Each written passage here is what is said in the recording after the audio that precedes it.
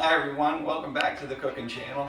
Today we got a real treat for you today. We're going to be making pasta and cream sauce and shrimp and andouille sausage. It's a very simple recipe, and once you see how it's made and taste it, I can assure you you're going to be blown away by it. Everybody that's ever eaten it has been over impressed with it. So we're going to go ahead and get started. Basically the ingredients we're going to be using today, we're going to have heavy cream, butter, Parmesan cheese, which you can also do some variation if you'd like. You can use some Asiago, sharp provolone, or Romano, but today we're going to be using Parmesan. We're going to have a little poblano pepper, onion, parsley, and shrimp, and andouille sausage. You can also substitute that for smoked sausage if you can't get andouille in your area. And then the pasta we're going to be using is fettuccine. And we're also going to have a nice garlic bread to go with it. So we're going to go ahead and get started. All right, we're going to go ahead and start dicing up and cutting up our vegetables and grating our cheese. As usual, I don't normally go by recipe, but we're going to go ahead and figure out measurements for you so you'll know what to put in yours. So we're going to go ahead and get started. All right, on the onions on this recipe, we're going to cut them kind of long slivers instead of dicing. On the pepper, we're going to do basically the same thing. We're going to have long slivers. The reason I use poblano peppers, you can use bell pepper, but the poblano has a little bit of spice to it, and you can get a little longer slivers out of it, is what I like.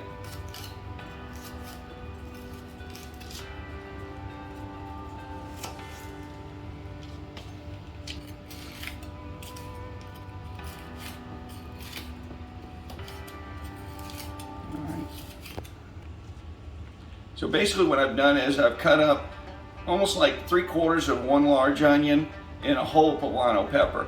I'm going to go ahead and just put it in a measuring cup so you'll have an idea about what it works out to be in. You're looking at just under 2 cups of onions, and so we're going to now take the butter. We're going to use a whole stick of butter. We're going to put it right in the pot, and we're going to melt the butter down first. You're going to put it on a low to medium heat. You don't want to burn the butter, you just want to melt it. Once the butter starts melting, then we're going to throw the vegetables in.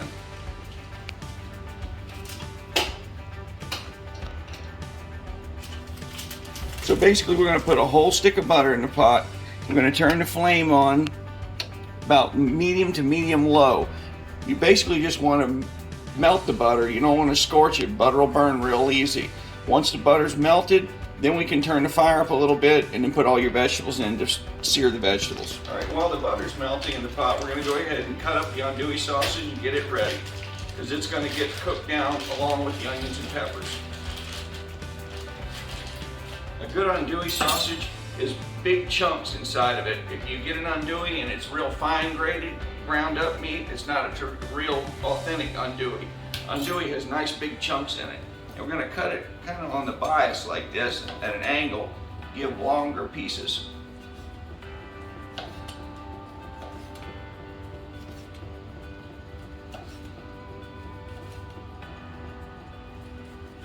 And if it comes apart in the pot, it's no problem.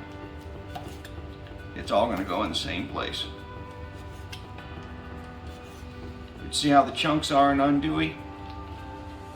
It's a little different than your average sausage. I lived a couple of years in La Place, Louisiana. They call it the andouille capital of the world there. Now that your butter's almost all the way melted, we're going to turn the heat up more to about midway to medium high. Nice and hot, we're going to go ahead and throw our onions in, and then we're going to throw our poblanos in. Then we're going to throw our andouille sausage in as well. Saute that down, cook them down in the butter. Let me see, you want to turn your heat up a little more on this while it's cooking. All right, now we're going to go ahead and cut up the parsley. If you've got parsley that's got real thick stalks or stems on it, go ahead and cut those off or remove those. And what I basically do is just ball the parsley up and just kind of like chop it up like this.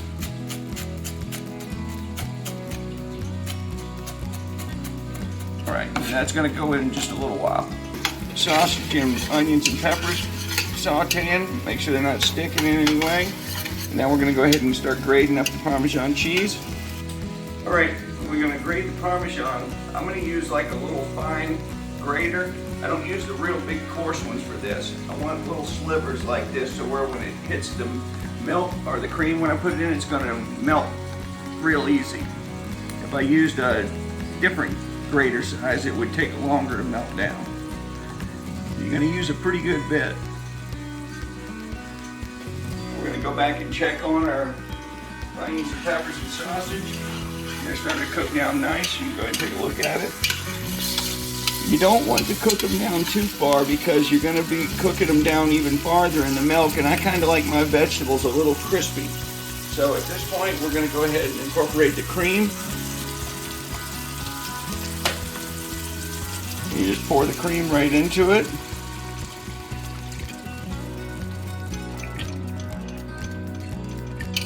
All right, now that we got the cream in the pot, you're just going to mix it around and you're going to turn your fire down. You don't want it on real high at this point because cream will break. If you cook it too hard at too high of a flame, it will separate and congeal and break. So keep an eye on it to make sure it doesn't do that. If it starts bubbling, you want to turn it down. And so right now we're going to add in the Parmesan cheese.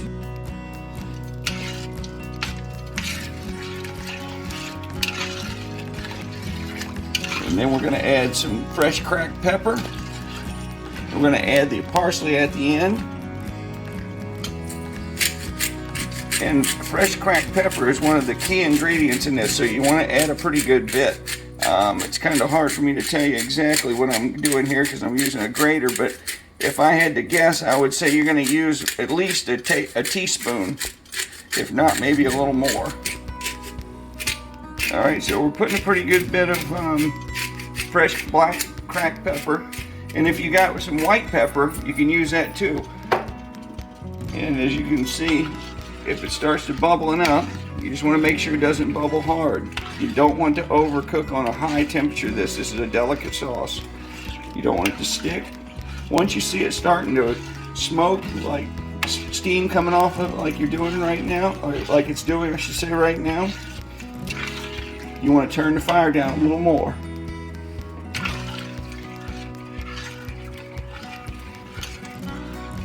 Now what we're going to have to do is add a little bit of cornstarch to thicken this. But at this point what we're going to do is we're going to go ahead and get the pasta going. Go get the water going for your pasta. Basically you want to have enough water in the pot to where your pasta will be submerged easy. You don't want to have it real low where your pasta's barely having enough water. You want the pasta to be swimming in it. Then you're going to add, I would say, a tablespoon, maybe 2 tablespoons of olive oil. And then you're going to put roughly another tablespoon of salt. You're going to have to put a decent little bit of salt in it. Like I said, it might seem like a lot, but it's going to be a bunch of water. To put your heat on high to medium high and let it go. And we're going to keep an eye on our regular pasta sauce that's going over here. And to thicken it, we're going to add a little bit of cornstarch slurry. We're going to use cornstarch in a little cold water to make a slurry to thicken it. And basically we're going to have to thicken it a little more than you would normally for it, because when we add the shrimp to it, the shrimp is going to water it down a lot and it could make your sauce watery. So that's why when we make it, when we thicken it, it's going to be a little over thick to what you would normally see, so where when the shrimp goes in it, it'll turn out to be rough. Right, on the sauce, at this point we're going to add like a half a teaspoon of salt to test it, because the sausage is going to have a little sodium in it too. So we're going to put a half a teaspoon in it, mix it around, we're going to taste it and see what it's like and see if we need to add some more. As you can see, the sauce is starting to thicken a little bit from the cheese and the reduction from steam coming off of it as it is. But again, we're going to have to thicken it a little more. And at this point, like I said, you're going to taste it to see what it tastes like. Let's see if it needs any more salt. Right now, it should be fine. Alright, so to make the slurry, to thicken the sauce, I'm not going to measure it any particular measurements. I'm just going to put some cornstarch in the measuring cup. And I'm going to say that's 3 tablespoons. And then we're just gonna put some cold water to it. You don't want to put a whole bunch in it, because you want to make sure when you stir it to break it down. If I was to put a whole bunch of water in, I'd have a whole bunch of loose cornstarch balls and beads rolling around there. So once you got it cut down, now we're going to go ahead and pour this in the pot. Now to make it work, you definitely need the pasta, or the sauce I should say, with some heat. If you put it in and it's not hot, it's not going to activate right and it's not going to thicken. But when you put it in the pot, you want to be stirring it the whole time. That way it doesn't make clumps. So as I'm incorporating it slowly, I'm going to constantly stir it, put it a little bit at a time.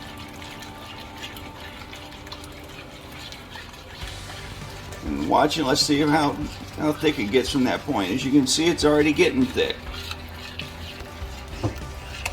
As you can see, now it's starting to get thick. We needed to get a little thicker than this because, like I said, once we add the shrimp to it, it's going to water it down once the shrimp cook down. So I'm not going to add any more cornstarch until I totally see how this has worked out. Give it a little chance to continue to thicken on its own. Alright, as you can see, the sauce is getting pretty thick now. That's kind of the consistency you want, so it adjusts for the shrimp going in. We're going to go ahead and add the shrimp. Now the shrimp, we did put them in a colander, strain them off, and dried them off with a paper towel to try to remove as much water as possible also. And then you just put the shrimp in and let them go for a little bit, and they'll cook down as well. This is why I was telling you, when you're frying your vegetables down, you don't want to overdo it too much because it's going to continue to cook in the sauce. And if you like a little bit of crispiness to it, that's when you stop, like I said, to make sure you don't overdo your vegetables. Also, if you have a little white pepper really brings out that taste that you're looking for. That's why we're using fresh cracked black pepper. The white pepper has more of that flavor. So if you got any of that, go ahead and put about a half a teaspoon into there. Here. This is the consistency you're looking for. The shrimp is still quite not done totally, and you don't want to overdo the shrimp. That's about the only way you can ruin them, is by overcooking them. Keep in mind, you can eat shrimp raw like in sushi, so the thing is, you just don't want to overdo the shrimp to where they shrink down to nothing. Our water's starting to boil now. We're going to go ahead and add the pasta to the water.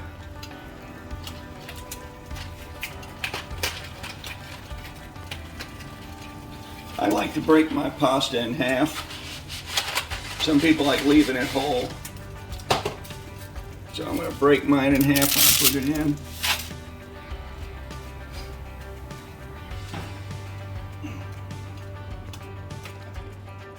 Once you put the pasta in the water, you need to kind of move it around before it starts to sticking together. That's what the oil is going to help for. When you got the oil in it, you move it around to make sure it keeps it from sticking together. At the beginning, if you don't move it, in the very first few minutes of it, it'll start sticking together and you'll have pasta clumps. So it's important to move them around as soon as you put it in. Alright, at this point we're going to make a little bit of garlic bread. I bought a little loaf of bread. It's what you would call everything, like an everything bagel. But we're going to open it up. We're going to use a little butter and a little garlic powder and parsley to make a little garlic bread. And what I do is I take the butter and melt it down in a pan along with the garlic powder and parsley to cook it down a little bit.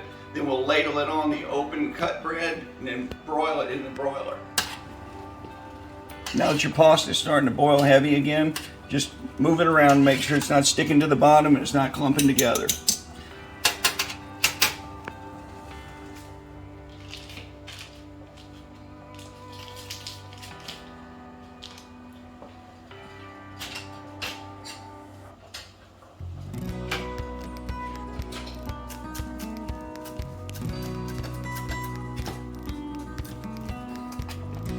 All right, for the garlic bread, we're just gonna melt the butter. Like I said, I just put maybe a half a stick, and I'm just gonna sprinkle some garlic powder in here. I'm not really measuring it, I'm just putting some in it. You can't go wrong no matter what you put in it. Then I'm gonna add some parsley to it, and cook this down for just a few seconds, just to get the parsley, because it's dry, to like rehydrate for a little bit, and then we're gonna put it right on our bread.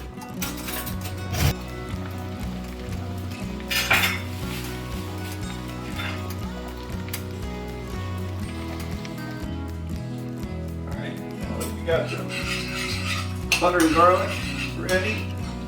You're gonna wipe it on. I've tried to use the jarred fresh minced garlic on it. It don't taste right for some reason. You'd think it would taste better, but this actually tastes better, believe it or not, using garlic powder.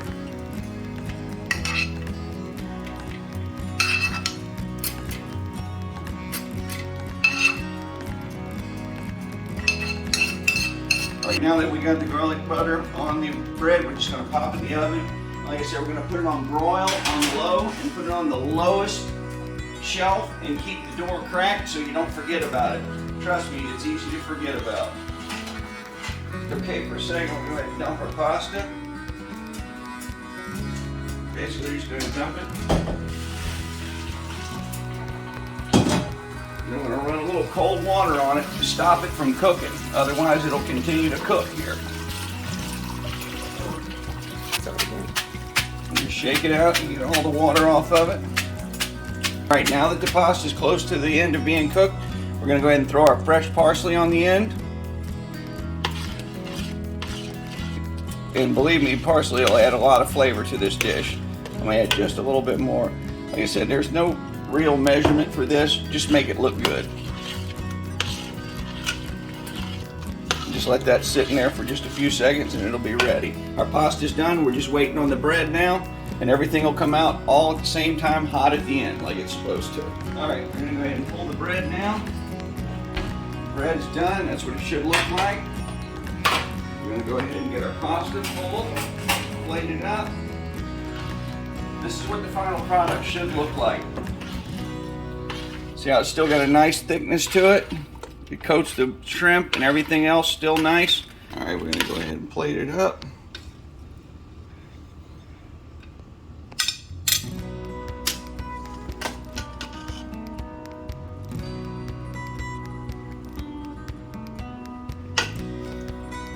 Come over here. Get a little bit of fresh garlic bread. And that is it. Thanks for tuning into our cooking channel. Please give us a like and subscribe, and please try the recipe. I know you'll really enjoy it.